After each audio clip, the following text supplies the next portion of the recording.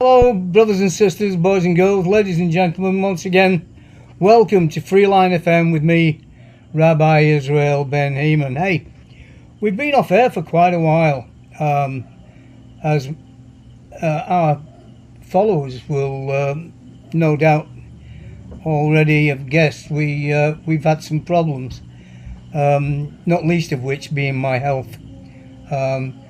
As some of you will know, I had a heart attack about 18 months ago, and one or two things have been catching up with me. I've been burning the candle both ends and in the middle as well, so my health hasn't been altogether too well. However, I'm very happy to say that I'm feeling quite a bit better, and I've started working again, which always makes me feel better and more appreciative of my being. So I thought it might be time, especially in the current political climate, for me to make a comeback and make a quick video and let you know what's going on in the world with regard to our beloved land of Israel. As always, the Ayatollahs of Iran are threatening all manner of painful death for all Jews across the world. But hey, they're Muslims. It's what they do. We know that. We're all tiptoeing around Islam, and we have been doing for far too long. And it's time to start calling a spade a spade. And it's no good saying it's a shovel, because it's not. Islam isn't a religion of peace. Islam is a political movement as much as a religious one, and the religious part of Islam is entirely wrong. The Quran is fiction, and their so-called prophet, well, what do we mean by the word prophet? What do prophets do? Well, the Jewish prophets prophesied. What do we mean? What are we talking about when we say, prophecy or prophesy? We're predicting the future. And that's what our Jewish prophets did.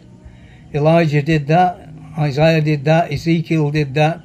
All our prophets prophesied.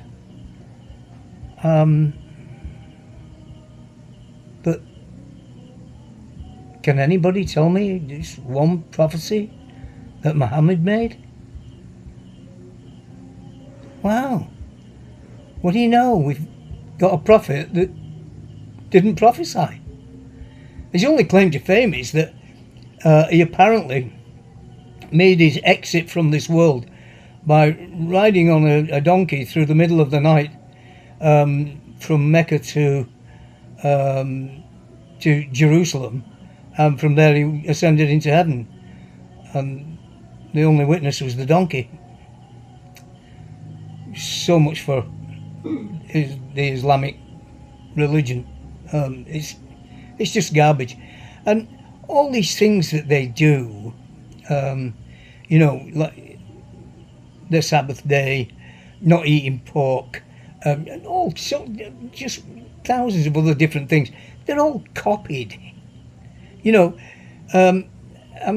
prophets have been prophesying for over 3,000 years, 4,000 in some cases. In which case, Muhammad's, a junior leaguer. Not only did he not prophesy, but he's, back there in the 7th century. And he was nothing more than a roadside bandit, really. Jumping up on people and beating them over the head and killing them and stealing whatever they wanted to steal. And in my opinion, that means nothing about Islam much has changed at all. That's still what they do. They still love jumping up on people and hitting them over the head and killing people. It's what they seem to like to do best. and then claiming that they're a religion of peace. And they've copied so many different things from the Jewish Judaism, from the Jewish faith, copied what Muhammad called the people of the book, which is the Jewish people, and it's got absolutely nothing to do with God, nothing at all.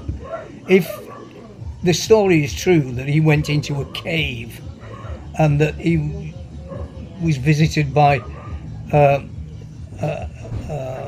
a spiritual being, which he calls an angel. If he was visited, then it was a demon. Well, it wasn't an angel. Absolutely not. Muhammad was not a prophet. He did not found a religion. He founded a tribe of murderers. That's what he did. He didn't found anything else. So we just have that right, because at this moment in time, the Ayatollahs are threatening death to anybody who has anything remotely to do with Israel. So that means me as well.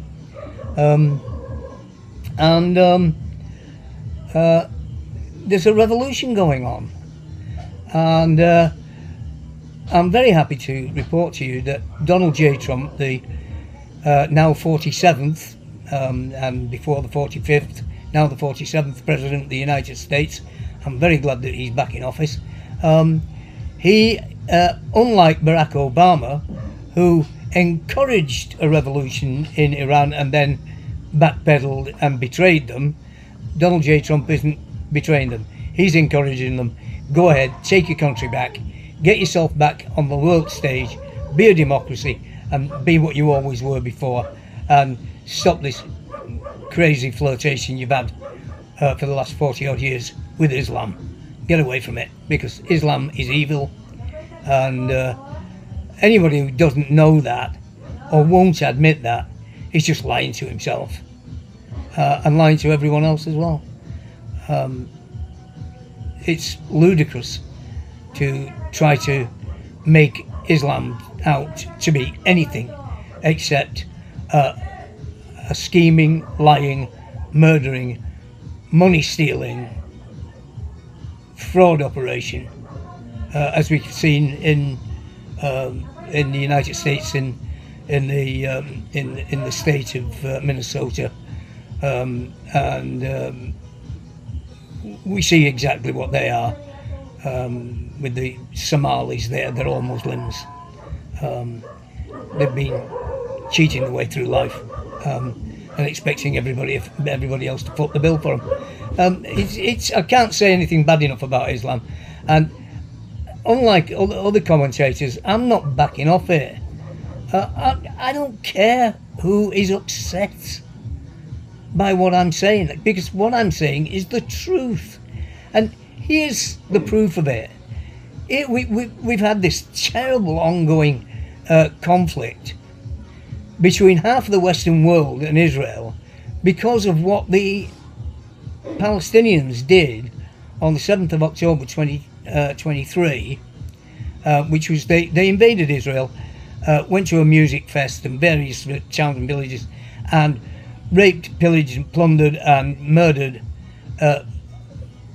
all manner of innocent Jewish people just for being Jews. And Ben Netanyahu, God bless his cotton socks, really kicked their ass for it.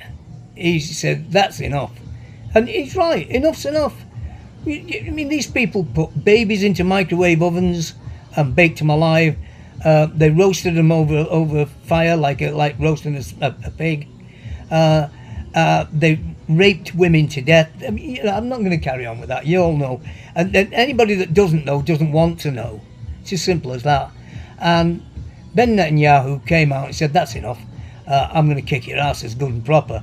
And so many stupid people in the Western world have been waving Palestinian flags, saying, no, it's Palestine, it belongs to the Palestinian people. Does it? I'll tell you what, welcome. Come to Israel. I'll meet you at David Ben-Gurion Airport. David Ben-Gurion, by the way, was our very first Prime Minister. I'll meet you at the airport. I'll pay for your hotel, and I'll pay for all your tours, anything that you want to go and see. But one thing we will do is we will go to several different sites and we will dig.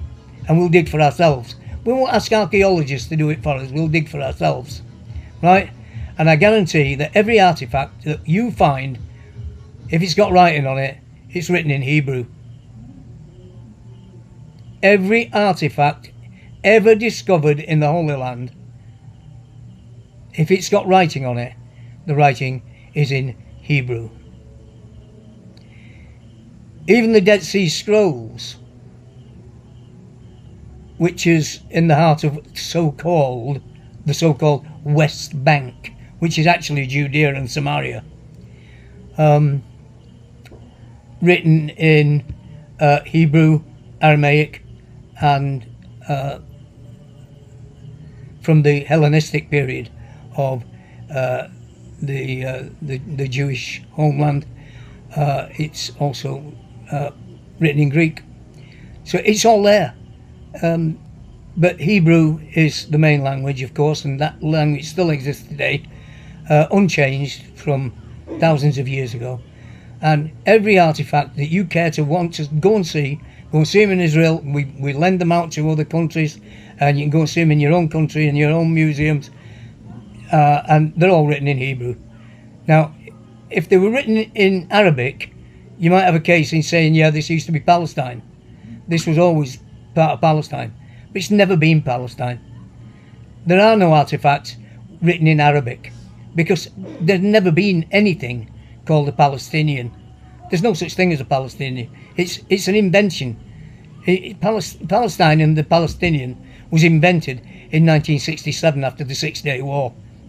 It was the only last-ditch effort the Arabs had of trying to keep hold of something that they don't own. You see, when Muslims conquer a different country, they claim that that country belongs to them forever. Now, go and ask the Palestinians who owns Spain. Spain was once conquered by the Moors of North Africa. They were Muslims, and Palestinians will tell you that, yep, they own Spain. Yep, because they conquered it once. The fact that they got conquered themselves and kicked out, which is basically what's happened to them in the Holy Land, although we didn't kick them out. We said, no, you can stay. You've been here for centuries, hundreds of years, no problem. You can stay, but make no mistake about it, we're back because this is our land. We were displaced. We were kicked out of our own homeland by the Romans. And many people will tell you that it was the Romans that called the area Palestine. They didn't actually call it Palestine. They called it Syria Palestina. That's the first mention of it. It was the Roman emperor. He decided that he wanted to take away the Jewish identity. And one of the main ways of doing that, he decided, was to name the place anything but Judea, Samaria and Israel. He didn't want that. So he called it Syria Palestina. And it was then under the Ottoman Empire for 500 years. Again, no mention of anybody called Palestine or anybody called a Palestinian. No place called Palestine, nothing like that. All the way through that 500-year history. Go through the history books, see if you can find it. You can't. It's not there.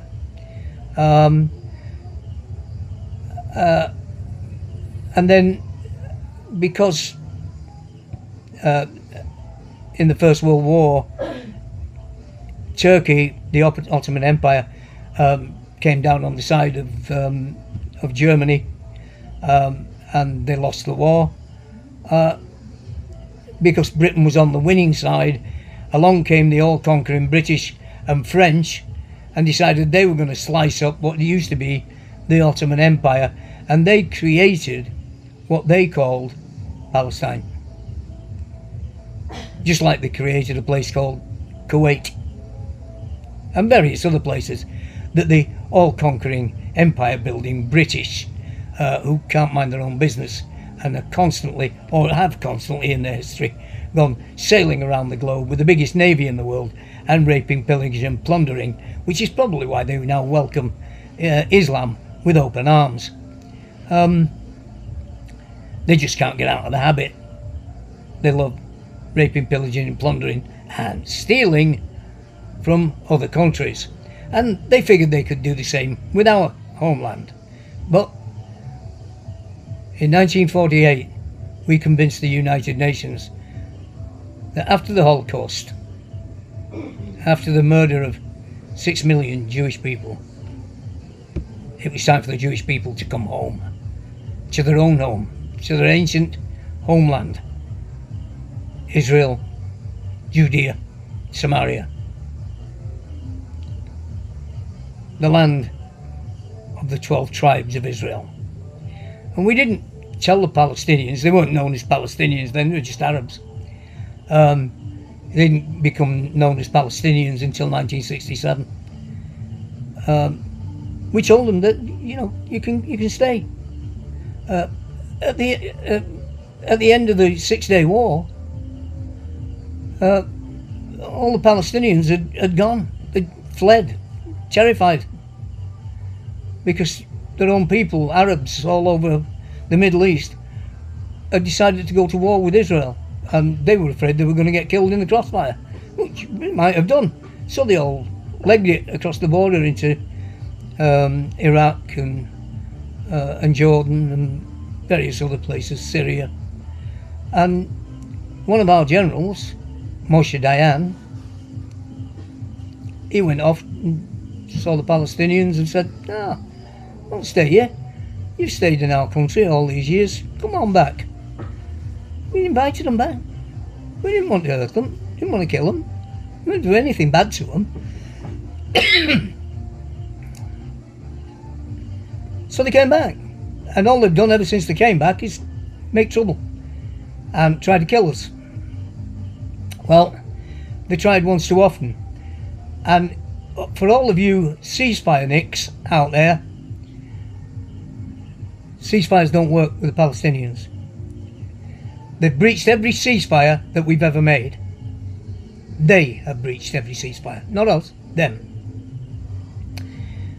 The last time they breached it was on the 7th of October,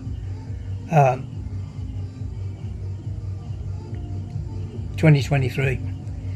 And believe me, the ceasefire that we've got now, they'll break that as well. They will. Eventually they'll do it. Because they just cannot stop killing.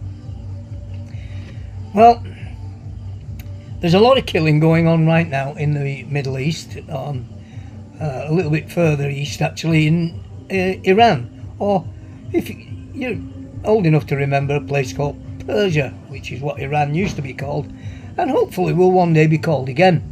And the Persian people are now standing up for their rights, and they're getting stuck into it. And I've got a message here from a friend of mine called Pamela Geller, and she's telling us all about it. The Iran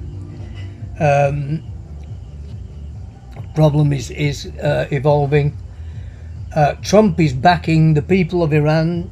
He wants them to take their homeland back, just as he supports the Jewish people taking our homeland back. And Iran is shooting protesters. Now, the Ayatollahs have got the same murderous heart as the Palestinians. They don't care who they kill. They'll kill their own. They'll kill anybody, just as long as they can be in charge. That's what Islam's all about. Walking around, pissing all over everybody's rights and being in charge. That's what Islam's all about. Islam's a bully. And if you bow down to the bully, you'll find out very quickly that Islam is also a wrecking ball. It destroys everything in its path. It builds nothing. Believe me, it doesn't establish sovereign states and build reputations of various types in varied fields like science and mathematics. You know, I mean, I'm almost 75 years old, And I've actually managed, I'm quite proud of this fact actually, I've managed to get to this age without ever once using algebra. I can't imagine why we ever learned to do that at school. I've managed to get this far in my life without ever using it in any meaningful way. Some of my grandchildren ask me, what's algebra all about? And I just tell them you don't want to know, because it ain't worth knowing. And that was the Arabs' contribution, a worthless mathematical calculus that serves no practical purpose of any kind. So while Israel have been earning thousands of awards in innovative sciences and so on, including I'm not sure 83 Nobel Prizes, something like that. The Arabs managed to invent only one thing, and they call that the Palestinian. That's all they managed to invent. So I wanted to give you a brief rundown of what had happened in the past, and once again stand at the crease and bat for Israel, which I always do. It's getting dangerous actually to bat for Israel now. My wife and I are discussing perhaps returning to Israel and staying there for good, because it's coming to the point where we're not safe anywhere else, because Jew hatred is on the rise literally all over the world, especially in places like Great Britain, certain cities and states in the United States of America, Canada, and sadly what was once the very bastion of social progress and democracy, Great Britain, is now an anti-Semitic Nazi shithole. It's a great pity that the British have allowed a succession of governments to succeed where Adolf Hitler failed. But hey, the Persian people, or the Iranian people, if you want to call them that, have managed to drag themselves up by the bootstraps and launch themselves into this revolution. Perhaps the British will do it too and regain their lost freedom. Donald J. Trump a couple of days ago gave a swift kick up the arse to the European Union for constantly censoring what people can say and even what they can think. And they're doing that in Great Britain too. I hear that a lady has been arrested for, I think, the fifth or sixth time she has been arrested, and she's been to jail before for it, and she'll go to jail again for it. Believe this or believe it not, she is standing 600 meters away from an abortion clinic and silently bowing her head and praying. And for that scumbag Keir Starmer is having her arrested and thrown in jail for praying 600 meters away from an abortion clinic, silently praying, by the way, not openly, not noisily, not making any sound. So now they're saying, we can look into your mind, we know that you're praying, and you're praying to shut down this abortion clinic, we're going to throw you in jail for that. That's Great Britain. Cross shithole Britain off your places to go for a vacation list. Believe me, you don't need to go there. And not only that, it pisses it down with rain every single day as well. As for our Iranian cousins, let's hope that they continue with their great successes. The last time the Iranians rose up to cast off the yoke of that ilk of tyranny. Barack Obama betrayed them and came down on the side of the mullahs. You may remember that he loaded up a couple of pallets with billions of dollars and had them delivered to the mullahs by the United States Air Force. Obama was always a Muslim scumbag. He's part of the Muslim Brotherhood, which is a terrorist organisation, and I've always believed that Obama was part of it. Anyway, give your celebrations a go tonight as we enter into 2026, and remember our brothers and sisters fighting for their freedom in various parts of the world. Those of us who are of the Christian faith, let's pray for them, and let's all pray for each other. Brothers and sisters, thanks for being with me here at Freeline FM. I'll be back fairly soon, I hope, and I'll be presenting the Christian Nation blog. Until then, bye bye for now, and God bless you.